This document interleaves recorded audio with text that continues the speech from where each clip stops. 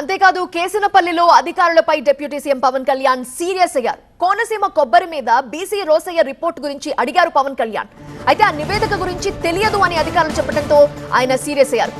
తన దగ్గర BC Rosaiah report ఉంది, అధికారుల దగ్గర ఎందుకు లేదు, ఇప్పటికే దాని మీద స్టడీ చేసి ఒక అవగాహనకి రావాల్సింది, ఆ రిపోర్ట్ తీసుకోండి అని చెప్పి ఆయన సీరియస్ అయ్యారు.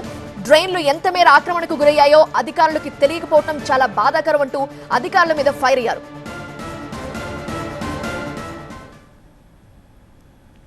సమగ్రంగా నేను ఎందుకంటే అధికారుల దగ్గర బీసీ రోసయ్య గారి రిపోర్టు నా దృష్టిలో ఉంది, అధికారుల దగ్గర దృష్టిలో లేదంటే నాకు కొంచెం ఆశ్చర్యంగా ఉంది.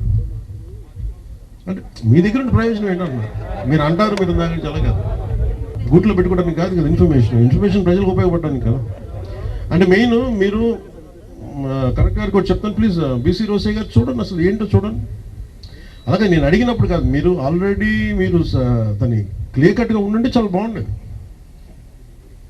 అలాగే మీరు 50 మీటర్ల 110 మీటర్ల అసలు డ్రైన్స్ ఆక్రమణలు గురైనయా, దీని మీద మీకు ఎవరికి సంపూర్ణ అవగాహన లేనట్టు అనిపిస్తుంది నాకు.